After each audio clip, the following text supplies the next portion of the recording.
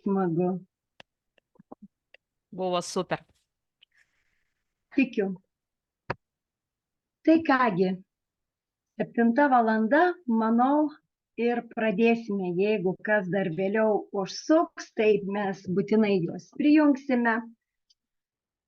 Ir šiandien mūsų vakaro tema. Ar žinote kas nors temą, kokia yra šiandien vakaro? O gal taip gražiai pasišnekėsime? Tikiuosi, mane girdite gerai. Šiek tiek pakimusi, bet tikiuosi, kad girdėsite. Tai kągi, šiandien mūsų vakaro tema tai yra širdies veikla vasarą.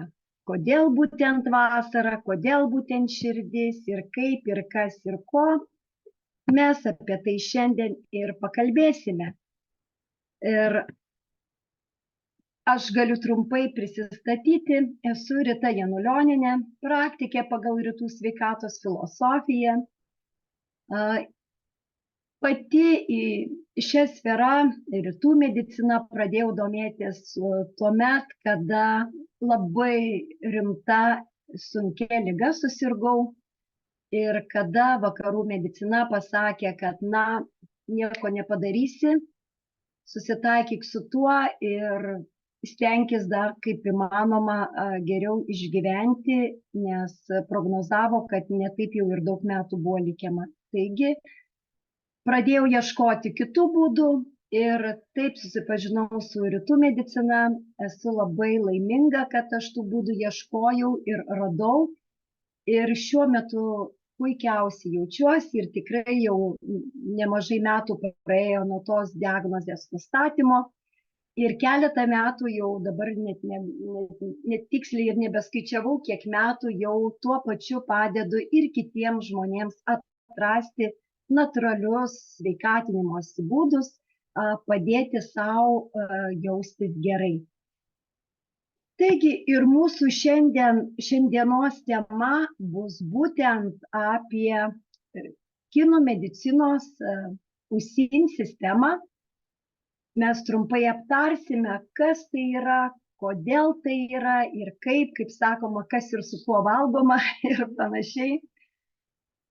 Tai nieko nelaukiant ir pradėsiu. USIN sistema tai yra 5 pirminių elementų sistema. Išvertus iš kinų kalbos reiškia 5 judėjimai, 5 stichijos. Ir ši 5 teorijų, stichijų teorija Kinijoje atsirado, taip žiūriu, dar įleisime daugiau žmonių, atsirado daugiau nei prieš 5000 metų. Tai tobulos pusiausvyros schema, kuri atsirado iš gamtos stebėjimo. Kinai ištisus tūkstantmečius stebėjo, analizavo gamtos dėsnius, vertino, kaip reaguoja žmonės, gyvūnai, tie patys augalai, žodžiu, visa gamta į tuos gamtos dėsnius ir vertino, kaip reaguoja, kas būtent darosi, ir darė, aišku, tam tikras išvadas. Tai gana plati sistema, neatsiejama nuo kinų kultūros dalies.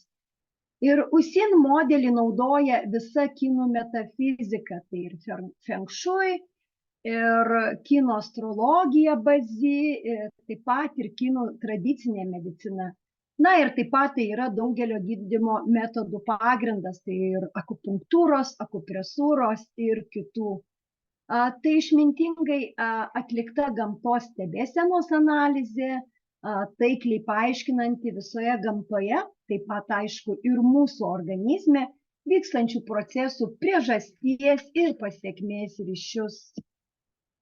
Ir pagal kinų mediciną kiekvienas organas susijęs su tam tikru elementu, čia jūs skaidrėje ir matėte elementus, būtent šiandien mes kalbėsime apie ankstyvosios vasaros elementą ugnį, ir dar yra kiti 4 elementai, viso 5, kaip sakiau, 5 stichijos.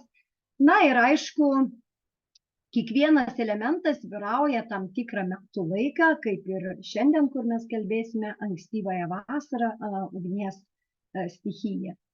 Tai čia ir matote, kad būtent ruduo, sakykime, yra metalo stichija ir vyrauja organai storasis žarnynas bei plaučiai. Žiemą inkstai ir šlapimo pūslė, tai yra vandens stichija. Ką tik praėjęs sezonas pavasaris, tai yra medžio stichija, kepenys ir tulžies pūslė. Ir tikriausiai kai kas pasakysite, kad pavasaris dar tęsiasi, bet pagal USIN sistemą pavasario medžio stichija vyravo iki gegužės vidurio ir jau prasidėjusi dabar yra ankstyvoji vasara. Ir būtent šį sezoną vyrauja širdis ir plonasis žarnynas. Apie tai mes ir kalbėsime. Aišku, vakarų medikai į skirtingus organus žiūri kaip į atskirus organus, kurie atlieka tam tikras funkcijas. Na, sakykime, širdis pumpuoja kraują, kepenys yra cheminė laboratorija, taip. Na, o kinų medicinos atstovai į organus žiūri gerokai plačiau. Tai kad kiekvienas organas vienas kitą įtakoja. Pagal šią skaidrę ir galite matyti, kad einant tiek pagal laikrodžio rodiklę, tiek įstrižai ir visaip visos stichijos yra vienos su kitu surištos ir vienos kito įtakoja. Ir jie sąveikauja tarpusavėje visi šie elementai.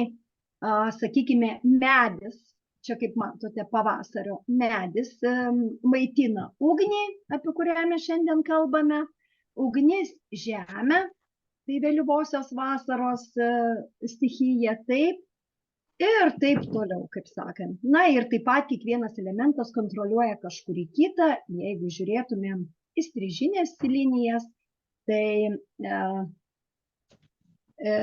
taip irgi į vienas į kitą eina ir taip vienas kito energiją palaiko. Bando išlaikyti pusiausvyrą, kad tos energijos nebūtų nei per daug, nei per mažai. Nes jei tik kažkuris elementas energijos gauna per daug ar per mažai, iš karto pasireiškia disharmonija tarp šių elementų, būtent tarp visų mūsų organų. Na ir lygiai taip pat vyrauja ir gamtoje. Tai reikia, kad sezonai susimaišytų. Manau, puikiai dar pamenate, kas buvo, kada jau tiesiog net atšilus orams, jau net nebe pavasario, bet vasaros šilumai ir staiga užklupo vėl žiema, iškrito sniegas ir puikiai matėte, kas vyko, kokia sumaištis vyko tiek gamtoje, tiek žmonėms lygiai taip pat veikia. Tiek, aišku, ir gamtos pasikeitimai, taip lygiai taip pat ir energijų pasikeitimai tarp mūsų organų, tarp šių stichijų. Nes jeigu tik vienas organas, aišku, sunegaluoja, iš karto atsakas eina ir į kitus organus ir taip kyla įvairiausi negalavimai. Ir kinai teigia, jog ligas kelia ne kas kita, o tik kaip sutrikdyta būtent ši energija tarp tų organų. Kažkas yra įsijungęs garsiakalbį, girdžiu, gal galite išsijungti kažkas garsiakalbius, kad netrukdytume kitiems žmonėms. Ačiū. Ir būtent ta energija sutrikdyta įtakoja mūsų organus ir kada išsiaiškinama yra, kuri energija, kurioje stichijoje yra sutrikdyta, kas būtent pažeidė tą pusiausvyrą, bei taikant USIN metodikas, apie kurias mes šiandien pašnekėsime, galima įveikti daugybę negalavimų.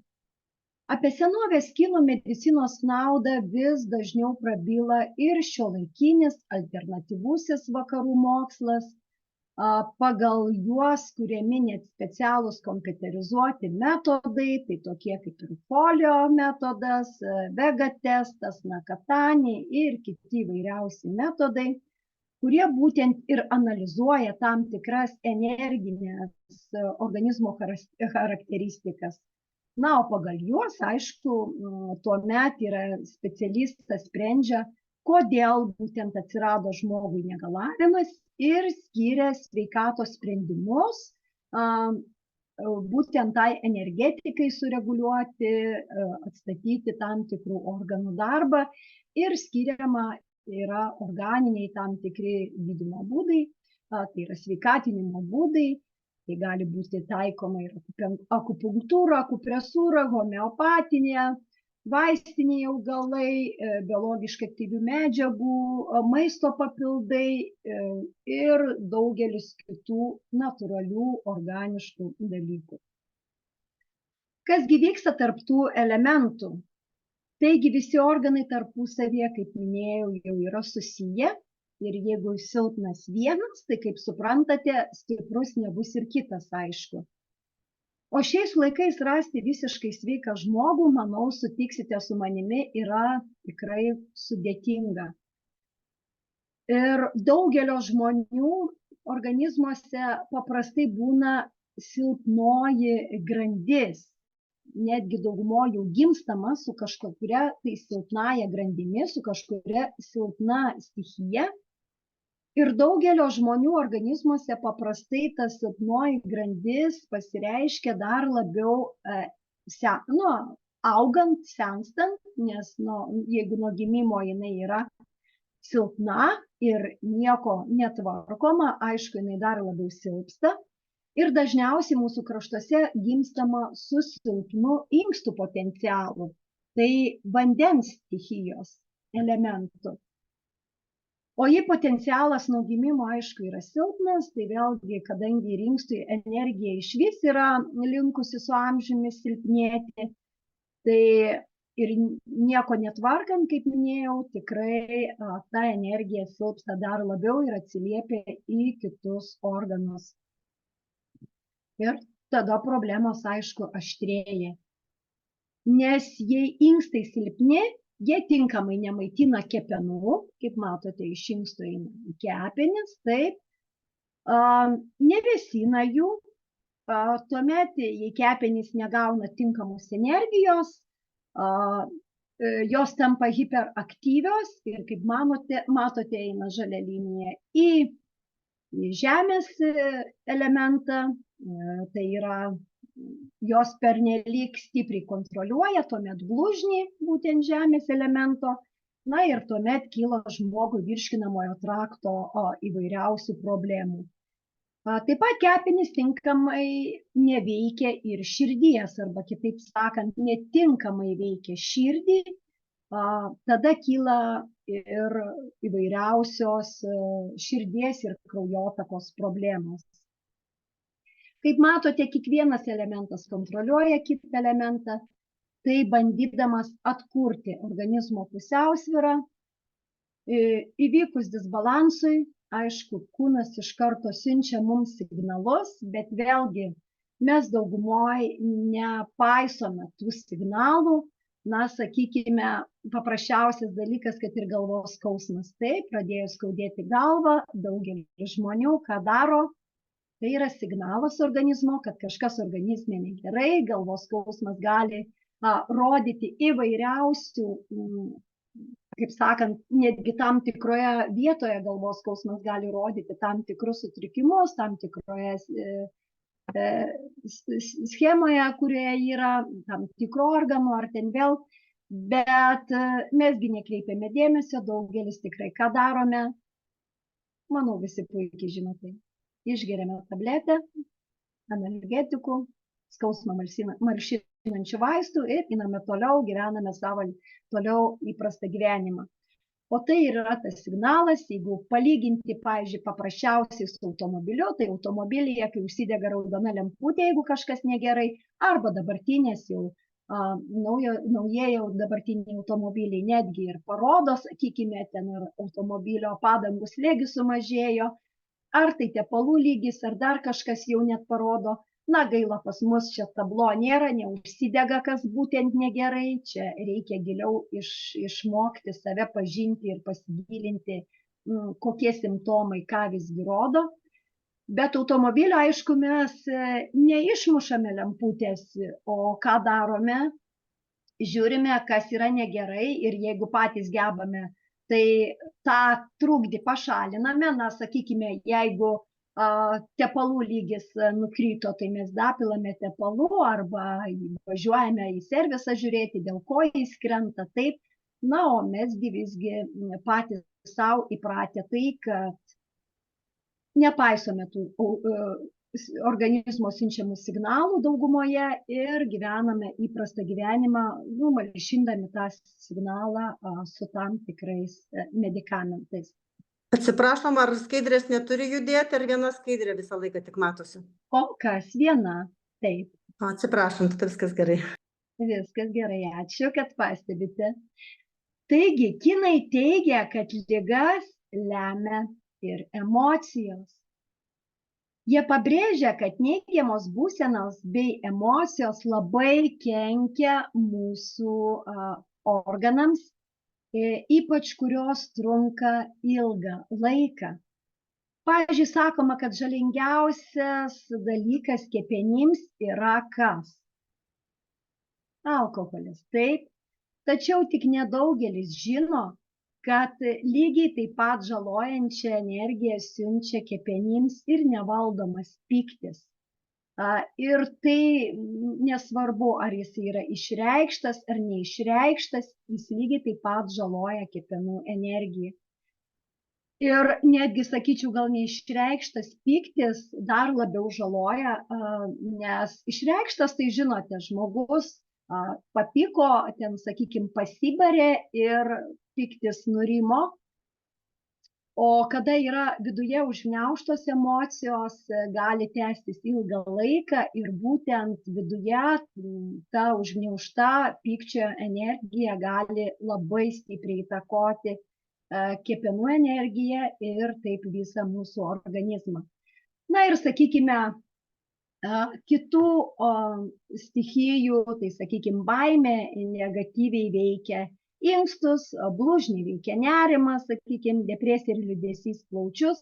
Na, o apie mūsų šio laikotarpio, tai vasaros ugnies stichijos laikotarpį, kurį kalbame, širdį, būtent tai yra širdis ir plonasis žarnynas šiam laikotarpiui, tai širdį sargdina labiausiai žiaurumas, neapykanta. Kinai teigia, kad organai turi ir tam tikrą spalvą bei garsą. Ir jeigu, sakykime, žiūrint į garsus, tai pagal Usin filosofiją kiekvienas organas turi savitą, tiksliau net ne garsą, o, kaip sakant, vibraciją. Ir yra tokių metodikų, kad tariant to organo, kuris yra negaluojantis tą vibracinį garsą, galima atstatyti jo energetiką.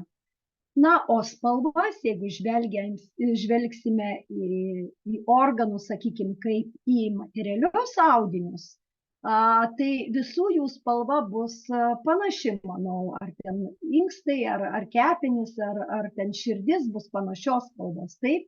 Tačiau jeigu žvelgsime per Usin sistemos prizmę, organų spalvos atskleidžia visai kitą vaizdą.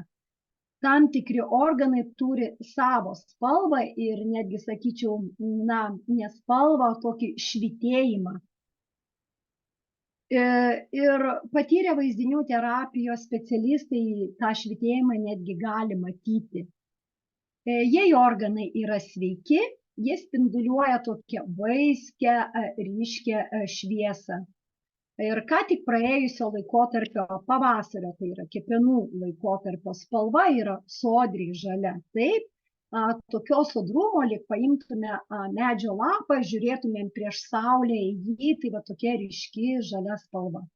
Yra sveikų kepenų spalva. Jeigu jos yra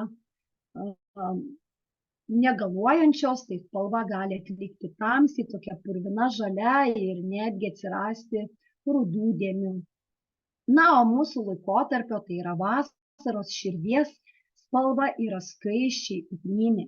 Raudona, skaisčiai ugninė, tokia, kaip primenanti, sakykime, tekančią saulę.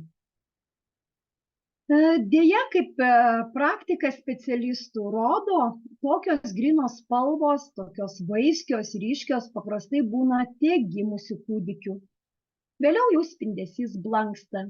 Ir viena to priežasčių yra todėl, kad nesaugome mes savo sveikatos, nepaisome sveikos gyvensenos būdų, rekomendacijų nesinaudojame, sveikos gyvensenos, valgome bet ką, bet kaip, bet kada, nepaisome saiko ir labai svarbu tai, kad ir nevaldome emocijų. Taigi išmokę prižiūrėti save pagal USIN sistemos ratą, galime išvengti ligų ir puikiai jaustis. Tad ir pakalbėkime apie šį vasaros laikotarpį. Ugnies stichija.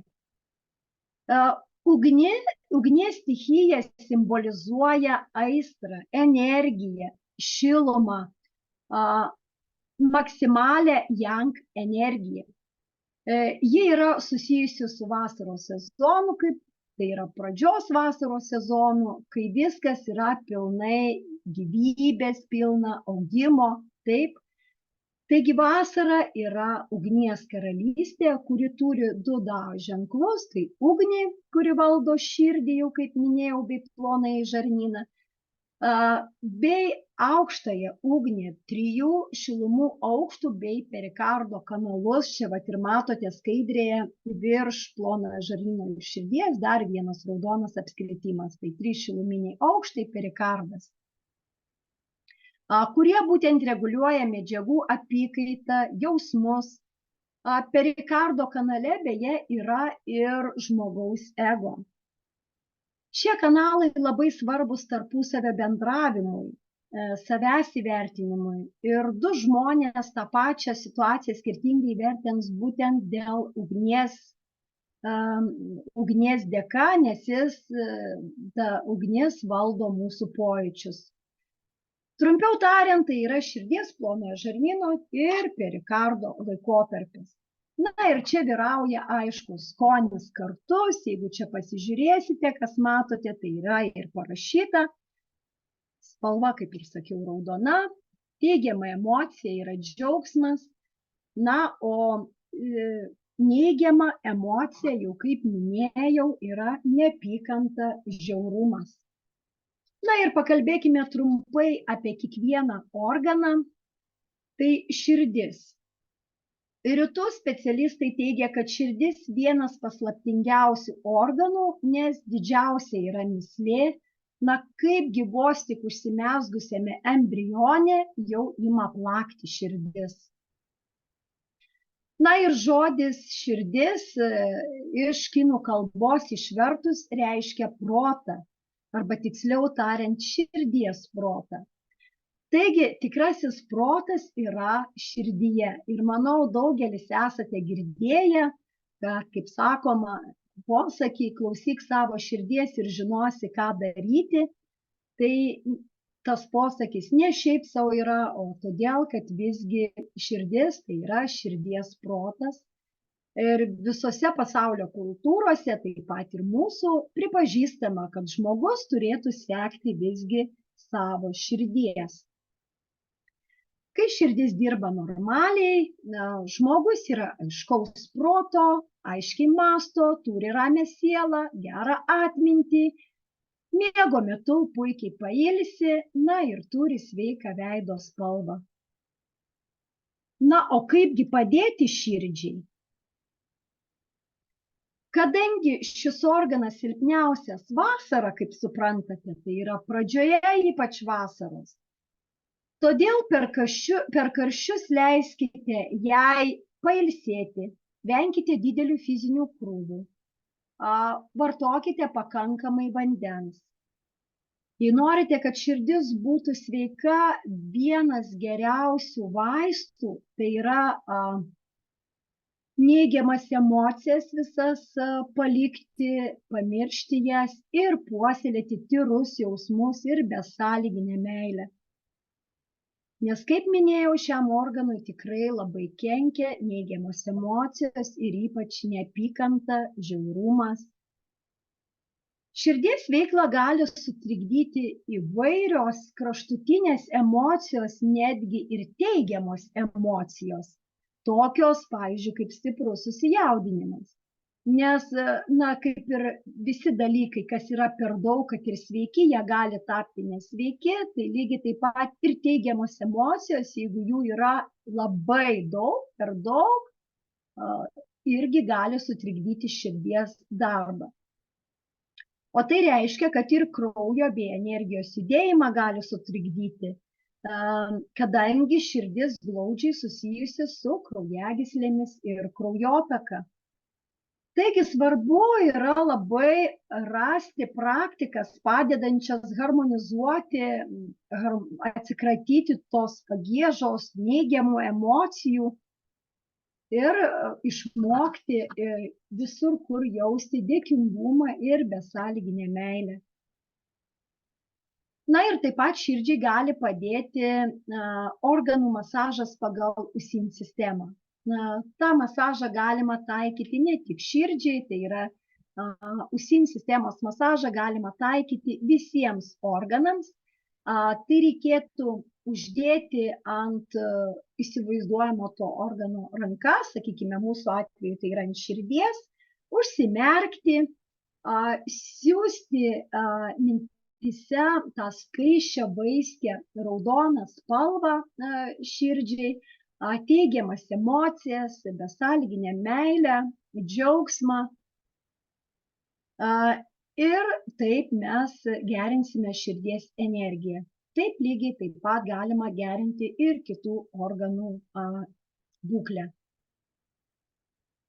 Emocijos veikia taip pat ir kitą vasaros organą, tai plonąjį žarnyną. Plonojo žarnyno veikla tai yra maisto medžiagų rūšiavimas, pašalinimas, įsisavinimas, taip. Ir plonojo žarnyno veikla yra svarbi energijos, maistinių medžiagų įsisavinimui, ir transportavimui į organizmą. Čia vyksta ir mineralų įsisavinimas. Plonojo žarnyno funkcija yra ne tik virškinimo procesas, tai yra maisto medžiagų tas išrūšiavimas, bet ir emocinė gerovė. Jei pažiūrėtume į plonąjį žarnyną, va čia į nuotrauką, kaip jis atrodo, tai puikiai pamatytume, kad jis yra labai panašus į smegenis. Taip. Ir ne veltui rytiečiai žarnyną vadina antrosiomis smegenimis. Nes, sakykime, tikrai puikiai visi žinote, kada žmogus jaudinasi, pavyzdžiui, prieš kažkokį egzaminą, atrodo jaudinamės, mes reaguoja smegenys, širdis, bet kažkaip daugelis iš karto pajaučia nemalonius jausmus ir pilve. Taip, ir kai kam netgi tenka ir apsilankyti tualete. Taigi, tai įrodo, kad glaudžiai yra susiję tiek žarnynas, tiek širdis ir būtent smegenys, tai yra žarnynas, yra antrosios mūsų smegenys. Ir dėl tarpusavio glaudaus ryšio plonajam žarnynui kenkia bet kuri širdies patologija. Taigi, grįžkime dar prieš tai buvusios skaidrės, nes mes nepabaigėme čia visų punktų išvardinti. Ketvirtas punktas būtent ir yra užtikrinti sklandžią plonojo žarnyno veiklą. Taigi, tradicinė kinų medicinoje ugnies stichijos organai, širdis, plonasis žarnynas yra laikomi labai svarbiais sveikatai ir emociniai pusiausvyrai palaikyti visam mūsų organizmo gerovės užtikrinimui. Plonojo žarnyno tinkamam funkcionavimui labai svarbu mityba, mikrobiotos balansas, kitaip sakant, gerųjų bakterijų užtikrinimas, tinkama mityba, tai yra skaidulinio maisto pakankamai, žalumynų, stengtis nevartoti nesveiko maisto, aišku, alkoholio. Na ir labai svarbu vėlgi, kaip minėjau, taip pat kaip ir širdžiai ir plonajam žarnynui valdyti ir emocijas. Kinų medicinoje su širdies ir plonojo žarnyno yra susiję, kaip sakiau, ir 3 šiluminiai aukštai, tai yra perikardas. Tradiciniai Europos medicinoje tai būtų galima lyginti su endokrininė sistema. Na, o endokrininė sistema, kuriai priklauso įvairios liaukos, tai tokios kaip ir hipofizė, skydliaukė, antinksčiai ir kiti, veikia per hormonus, reguliuojančius įvairias kūno funkcijas.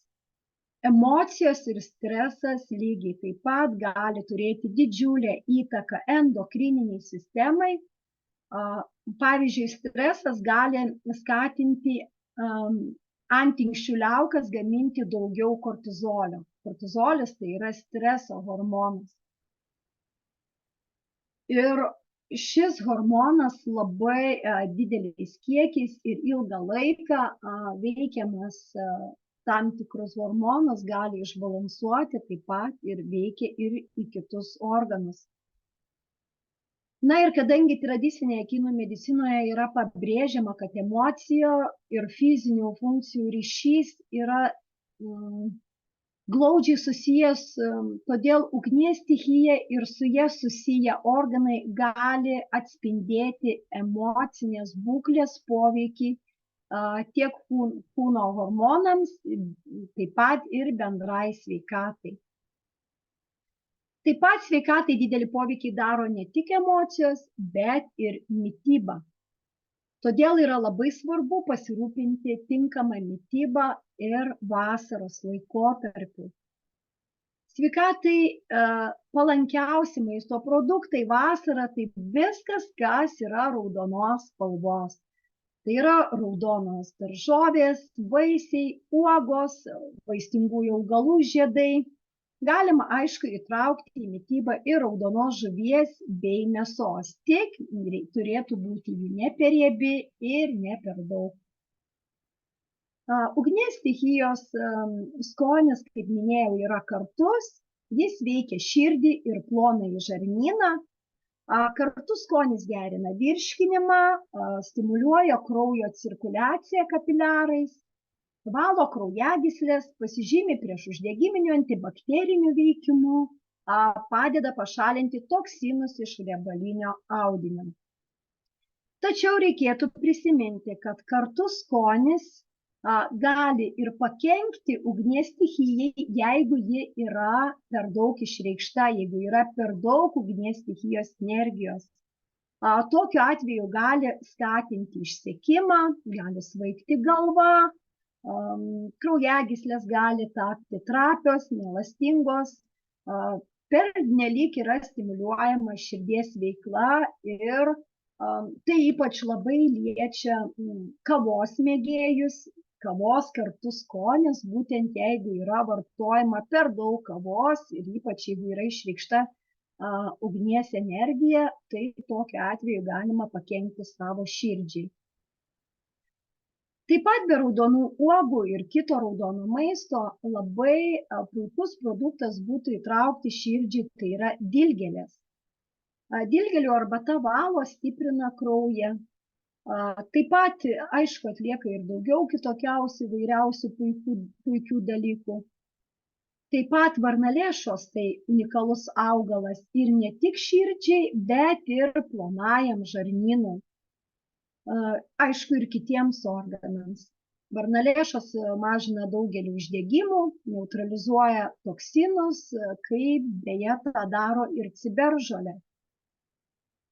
Plonąjį žarnyną, jo energetika teigiamai veikia ir saldymetis, gyslotis, raugerškis, šaltalankiai. Taigi reikėtų nepamiršti įtraukti į savo mitybą šių augalų. Tačiau jei ugnies stichija yra per daug išreikšta, kaip minėjau, tai reikėtų laikytis mitybos rekomendacijų tokių. Tai vengti per daug aštrių, karčių, karštų, riebių maisto produktų, nes jie gali pakurstyti ugnį dar labiau. Tai yra tą energiją dar labiau padidinti ir taip pakenkti mūsų širdžiai. Taip pat vengti per daug produktų tokių, kurie kelia mūsų kraujospūdį, tai yra alkoholio pirmoje eilėje. Tokiu atveju reikėtų įtraukti aušinamųjų savybių turinčius produktus, tai žaliasias daržoves, vaisius, kurie turi pakankamai vėsinančios tos energijos, taip pat pakankamai skysčių reikėtų užtikrinti, subalansuoti mitybą su pakankamu kiekiu baltymų reikėtų, kompleksinių angliavandenių ir sveikų riebalų. Taip pat reikėtų nepamiršti įtraukti į mitybą ir raminamųjų žolių arbatų. Pavyzdžiui, tokių kaip mėtos, melisos, ženšenis, ramunėlės. Tai, žodžiu, šie augalai irgi būtų puikus pasirinkimas mūsų vasaros laikotarpio organams. Na ir taip pat maisto vartojimas turėtų būti saikingas, kad nebūtų per didelis virškinimo sistemos krūvis. Tai yra tokios rekomendacijos, kaip minėjau, kada yra išreikštas per didelis ugnies stichijos energetinis potencialas. Na, o kokiegi simptomai rodo, kad yra ugnies karalystėje kažkas tai negerai. Širdis ir jos kanalas kontroliuoja kraujo indus, tai kadangi ta kontrolė, jeigu vyksta netinkamai, kraujotaka yra nepakankama, žmogus gali būti išblyškęs, jausti silpnumą, gali pasireikšti anemija, mažakraujystė, paprasčiau tariant. Taip pat tai gali rodyti ir labai balta liežuvio spalva, tai gali rodyti, kad yra trūkumas ugnies energijos. Na, o jeigu labai yra ryškus, raudonas liežuvis arba yra daug raudonų taškelių ant liežuvio, tai rodo, kad ugnies karalystė, būtent širdies kanalo yra disharmonija, yra per daug išreikšta ši energija. Na ir širdies išraiška yra žodis, na, o jausmas tai yra džiaugsmas. Ir jeigu žmogus vėlgi jaučia labai daug neigiamų emocijų, tai, kaip minėjau, tai irgi gali paveikti mūsų širdį. Ir, sakykime, jeigu žmogus nuolat labai daug plepa, tai gali rodyti, kad širdies kanalo yra patologija.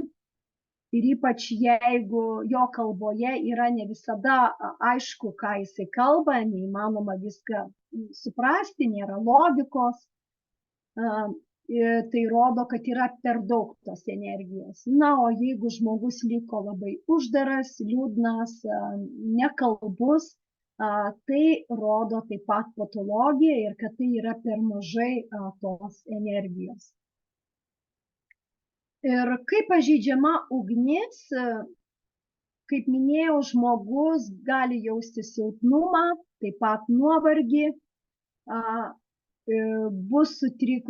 gali būti sutrikusi pusiausvyra, jam gali trūkti kūrybiškumo netgi, ir jei pažeistas perikardo kanalas, žmogus nesugebės pamatuotai, nuosekliai ir logiškai elgtis. Blaškysis, gali prasidėti net pamišimas.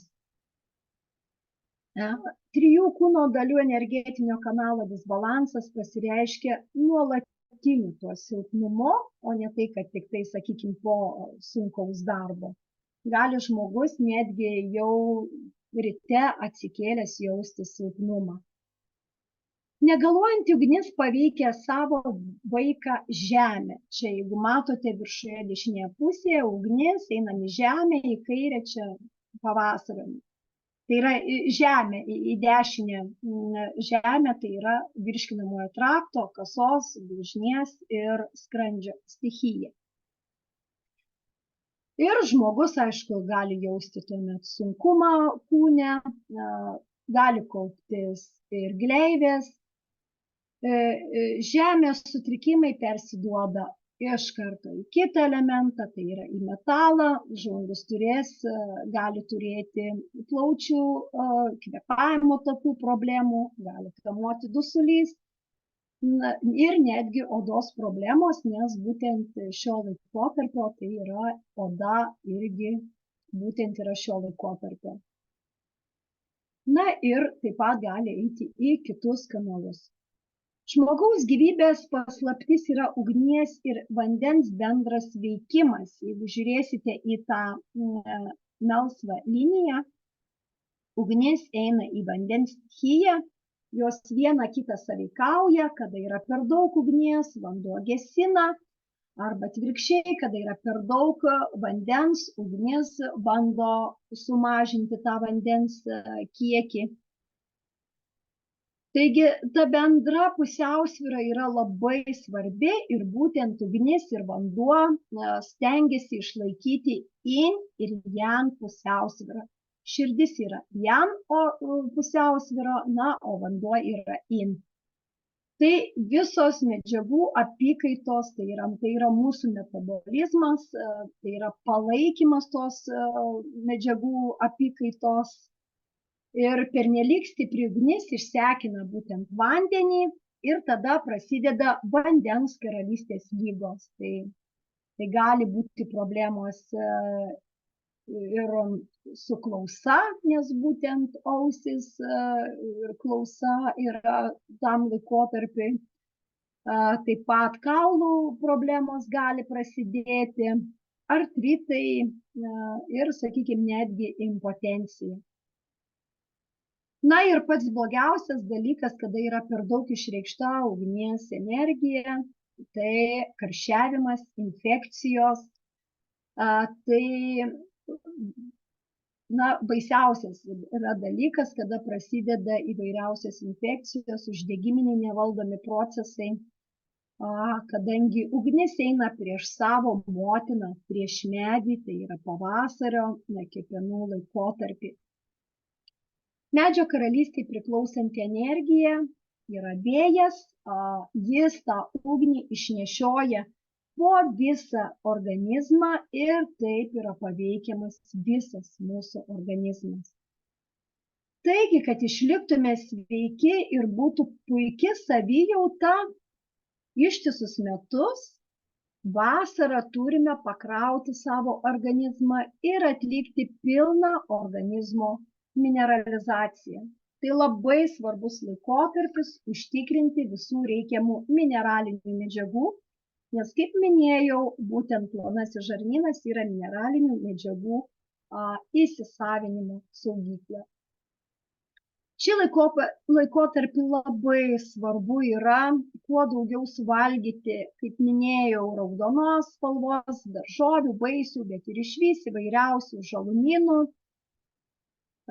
Taip pat labai svarbu, kaip minėjau, valdyti emocijas, bet ir užtikrinti mitybą, pridedant tam organiškus maisto papildus. Maisto papildų tiems kompanijoje tikrai širdies laikotarpiui, vasaros būtent laikotarpiui, ugnies stichijai yra tikrai daug. Ir jų visų aš tikrai nevardinsiu, nes vėlgi jų nereikia naudoti visų vienu metu.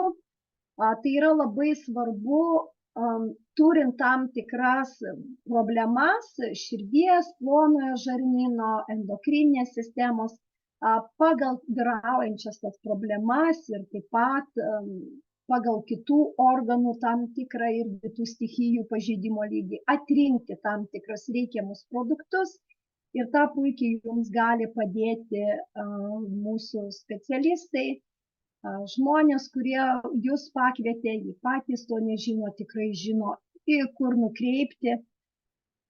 Tačiau aš norėčiau paminėti keletą produktų, kuriuos būtų galima naudoti profilaktiškai, nežiūrint, kaip sakant, į tai, kokios rimtesnės problemos yra šiai stichijai ir tai padėti netgi ir esant problemoms. Aišku, kaip minėjau, jeigu jų yra daugiau, reikėtų pasikonsultuoti ir kitus produktus, nes yra, kuriuos čia nepaminėsiu, ir nuostabusis datulių ekstraktas puikus ir vynuogių kauliukų ekstraktas, tai yra resveratrolis, irgi nepaprastai nuostabus produktas.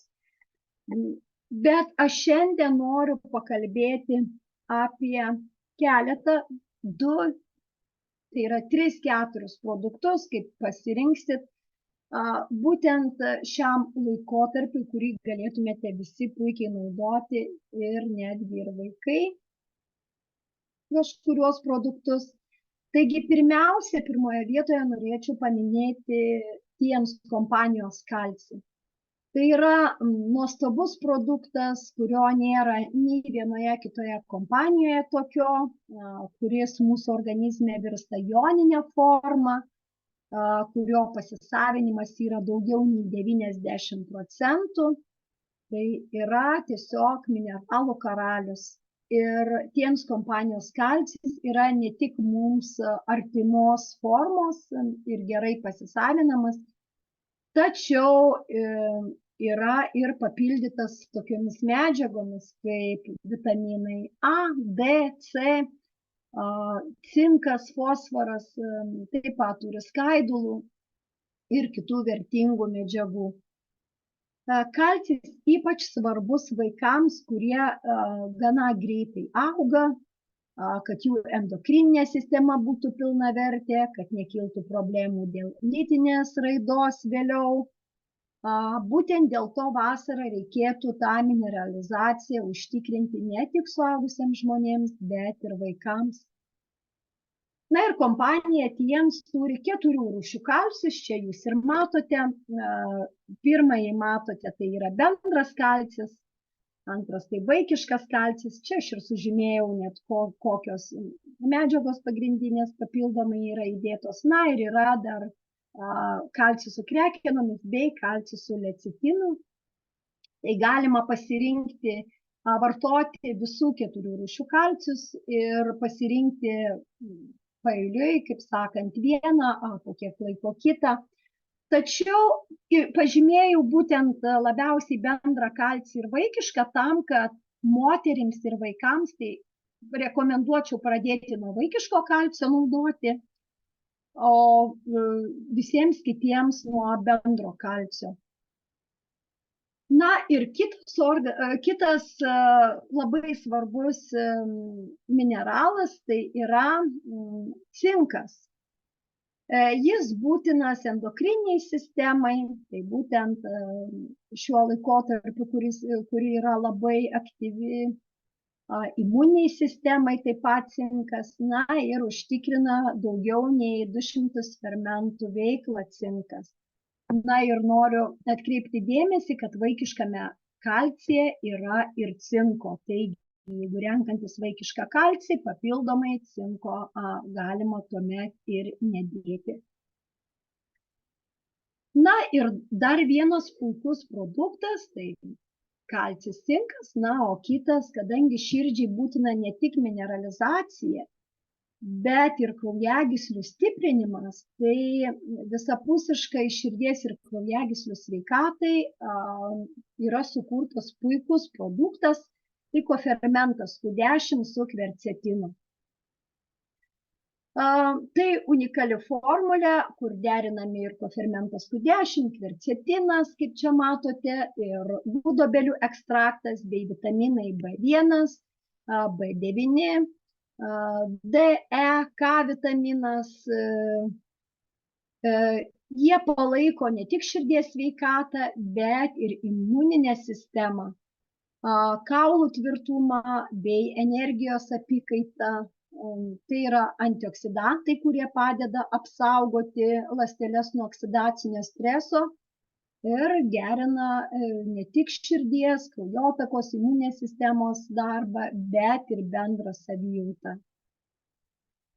Na ir dar vienas labai svarbus produktas šiuo laikotarpiu, tai yra ikanas Cell Rejuvenation, nes tai yra antioksidantas, kuris šalina laisvuosius radikalus, kas daugiausiai ir kelia uždegiminius procesus mūsų organizme, taip. Bet jis gerina ir mikrocirkuliaciją, tad kraujotakai labai vertingas produktas. Na ir taip pat stiprina nervinę sistemą, o kadangi emocijos ypatingai veikia mūsų širdį ir plonąjį žarnyną, tai šis produktas yra tiesiog neatsiejamas šiuo laikotarpiu. Ir taip pat endokriniai sistemai irgi emocijos labai turi didelę neigiamą reikšmę. Taigi ikanas labai svarbu šiuo laikotarpiu. Na ir taip pat, kaip minėjau, yra ir daugiau produktų, tačiau vėlgi jos reikėtų vėlgi kiekvienam asmeniškai parinkti. Čia yra daugiau tokie universalūs profilaktikai, o esant problemams tikrai kreipkitės į jūs, į šią paskaitą pakvietusius žmonės ir jie tikrai, nebejoju, parengs geriausias jum papildų kompleksus. SIN sistemoje yra veiksmingų praktikų, kurios padeda stiprinti organus ir išvengti net įsisenėjusių ligų. Tai ir tai chi, ir cigūnas. Taigi, naudokite visas praktikas, maitinkite sveikai, tausokite savo ugnies stichiją, širdį, plonąjį žarnyną. Valdykite emocijas, jauskite meilę, dėkingumą, džiaukitės gyvenimu, naudokite tas praktikas, meditacijas įvairiausias, viską, žodžiu, kas tik tais gerina jūsų nuotaiką, jūsų savijautą. Žodžiu, stiprinkime šią stichiją. Nes ugnis žmogui suteikia lyderio savybių. Drąsos, pasitikėjimo savimi, aktyvumo, džiugesio, optimizmo. Tai jeigu matote žmonės, kurie yra visiškai priešingi šiem dalykam, jiems trūksta pasitikėjimo, optimizmo, drąsos ir taip toliau, tai galima jau įtarti, kad yra sutrikdyta širdies, tai yra ugnies stichijos energetika. Na ir toks žmogus, kurio ši energetika yra pilna, taip pat yra dosnus, kūrybingas, trykšta tiesiog energija, yra laimingas, džiugus. Ir šių energijų, aišku, galima pasisemti iš saulės. Tam vasara šis laikotarpis ir yra saulė, šviesa, šiluma. Na, o jeigu trūksta, sakykime, saulės šviesos, tai patarčiau dažniau užsidegti laužą ar tai židinį, pasėdėti prie jo, pažiūrėti į tą rusenančią ugnį, pasisemti tos ugnies, šilumos, šviesos, energijos. Ir ypač tai aktualu tiems, kuriems, kaip minėjau, trūksta būtent drąsos, valios, optimizmo, džiaugsmo ir panašiai. Nes neharmoninga ugnis tai yra puikybės, agresijos, nevaldomo pykčio išraiškos. Ir labai svarbu išmokti šias ydas suvaldyti, nes galima labai daug sunaikinti, kaip su kokia ugnimi užsiplieskusia sunaikinti savo organizme vyraujančias kitas energijas ir pažeisti savo sveikatai. Taigi pagrindinis būdas sukurti puikią ugnį savyje būtų judėjimas gyvenimo keliu klausantis savo širdies. Taigi atidarykite savo širdies protą ir vadovaukitės juo, nes tai būtų patys geriausi patarimai. Nes daugelis, žiūrėkit, taip ir būna, kada nežino, ką daryti, kiti patars, klausyk savo širdies ir žinosi, ką daryti. Taigi apie ugnies stichijos laikotarpį šiandien būtų tiek. Jeigu kas turite klausimų, rašykite. Pasižiūrėsiu, gal yra jau kažkas.